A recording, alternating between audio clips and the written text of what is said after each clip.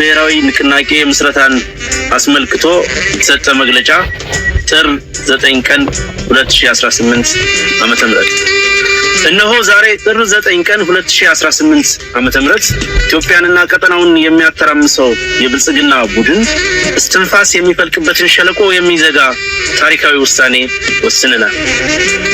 ጓዶቻችን ለከፈሉት መስዋዕትነት የሚመጥን ተልእኮን መከወን ግዴታችን የሆነ እኛ የአማራ ፋኖ አደረጃጀቶች አመራሮች የአብይ አህመድ የስልጣን እድሜ የሚበቅልበትን ንቃቃት በፍጹም ወንድማማችነት እና አንድነት ደፍነናል። የአማራ ትግል አንድ ይሆን ዘንድ የአማራ ፋኖ ብሔራዊ ኃይልና የአማራ ፋኖ ህዝባዊ ድርጅት አመራሮች ድፍረትን፣ ወደ ሰፊነትን፣ ቆራጥነትን እና ለህዝብ መታመንን በሚጠይቀው ታሪካዊ ውሳኔያችን የፋኖን አንድነት እውን ማድረግ ችለናል። ለመላው የአማራ ህዝብ እንዲሁም ለመላው ኢትዮጵያውያን እንኳን ደስ ያላችሁ፣ እንኳን ደስ ያለን። አንድ መሪ፣ አንድ ድርጅት ሰይመናል። አሁን ወደ ስትራቴጂካዊ ግባችን የሚወስደን ምዕራፍ ወለል ብሎ ተከፍቷል። ሜዳውም ፈረሱም በእጃችን ሆኗል።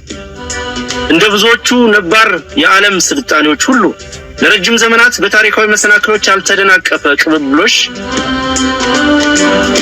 ያለው የግርማዊ ትናንት የታሪክ ባለቤት የሆነው የአማራ ህዝብ እንዲሁም ሀገራችን ኢትዮጵያ ከመቶዎች ለሚበልጡ ዓመታት በተለይም ከመካከለኛው ዘመን ጀምሮ የስልጣኔ ግጭት በወለደው የትውልዶች ጦርነት እየተፈተኑ ይገኛሉ። በዘመናዊው ታሪካችን በቀጥታ አማራን ኢላማ ያደረገው ተከታታይ ዘመቻ በውስጣዊ ድክመቶቻችን አግዞ ሁሉንም ህዝቦች በተገቢው መልኩ አሳታፊ ባልሆነ የአሸናፊዎች ስርዓት ሀገራችን ያልተረጋጋና የመፍረስ ስጋት ያለባት ሀገረ መንግስት ሲያደርግ ህዝባችንንም ለከፋ የመጥፋት የህልውና አደጋ አጋልጦታል። ይህንን በራሳችን ወገኖች ኢትዮጵያውያን ባለቤትነትና ቅጥረኝነት የሚመራ ውስብስብ ሀገራዊና ህዝባዊ አደጋ ለመረዳትና የጋራ መግባባት ለመፍጠር ብሎም መፍትሄ ለማበጀት ብዙ ማገዶ ፈጅቶብናል።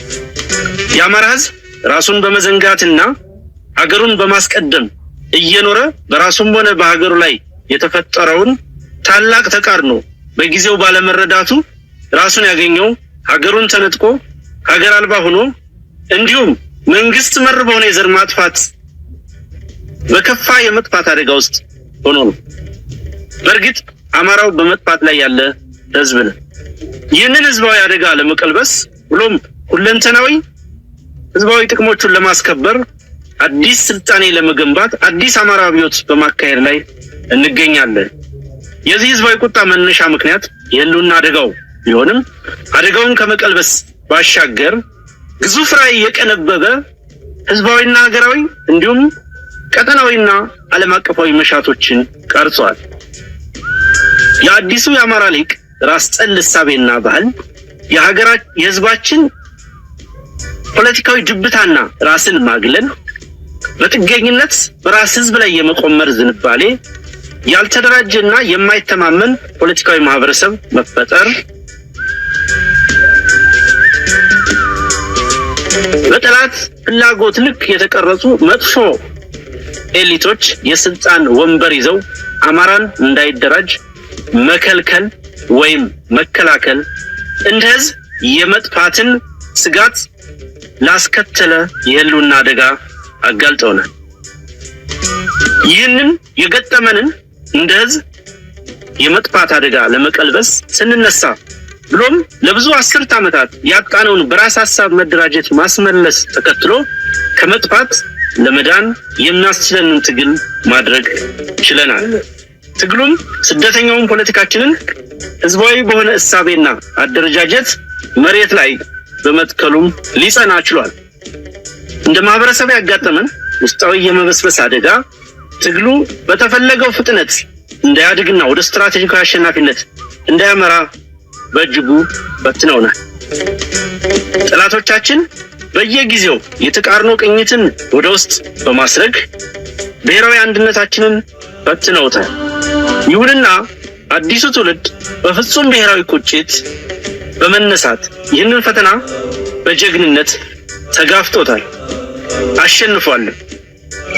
በዚህም ከውድቀት የሚነሳበትና ከልዩነት ግርዶሽ ወደ ብሔራዊ አንድነት በመሻገር ህዝባዊ አሸናፊነት የሚያረጋግጥበትን ብሔራዊ ንቃት ተጠቅሞ የአደረጃጀት አንድነትን በትግል ለማሳካት ችሏል። ባለፉት ጊዜያት ባልተማከለ አደረጃጀት በቁርጠኝነት በተከፈለው የህይወት መስዋዕትነት የተገኙ ድሎች የአገዛዙን የስልጣን ምንጭ የሆነውን የመከላከያ ሰራዊት በማፈራረስ አገዛዙን ተራ የ4 ኪሎ ሸማቂ እንዲሆን አድርገነዋል።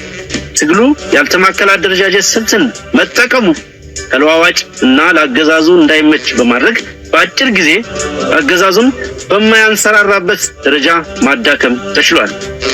የአገዛዙን ጀነራሎች የጦር አዛዥነታቸውን ረስተው ምላሳቸው ብቻ የቀራቸው ተራ ካድሬዎች አድርገናቸዋል።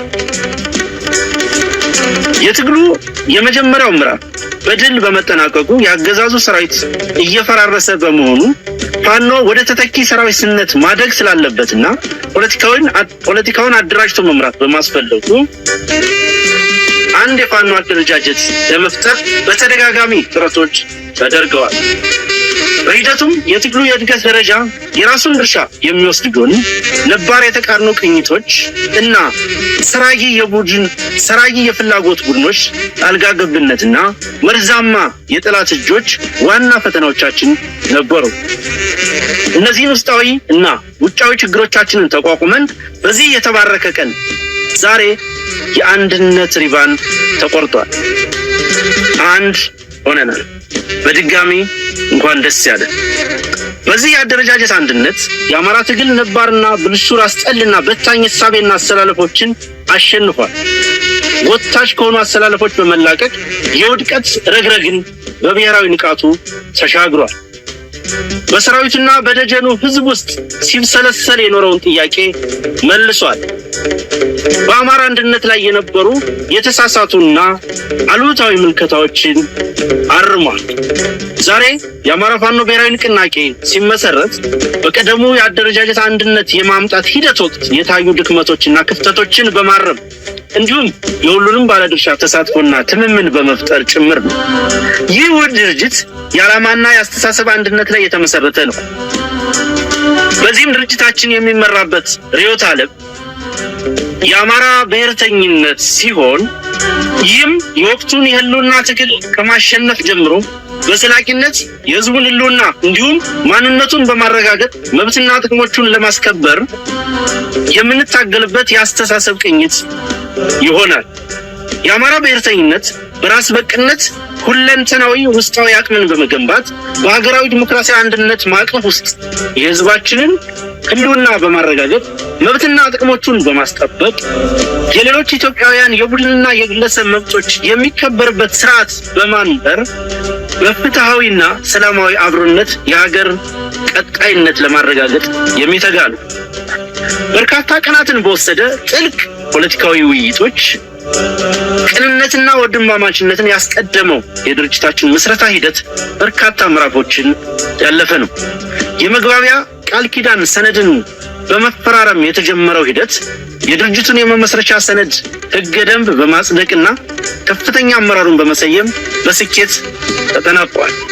በዚህም መሰረት አርበኛ ዘመነ ካሴ የአማራ ፋኖ ብሔራዊ ንቅናቄ ሊቀመንበር፣ አርበኛ መከታው ማሞ ተቀዳሚ ምክትል ሊቀመንበር፣ አርበኛ ሀብቴ ወልዴ ምክትል ሊቀመንበር ለወታደራዊ ጉዳዮች፣ አርበኛ ሄኖክ አዲሴ ምክትል ሊቀመንበር ለፖለቲካዊ ጉዳዮች በማድረግ ሰይሟል።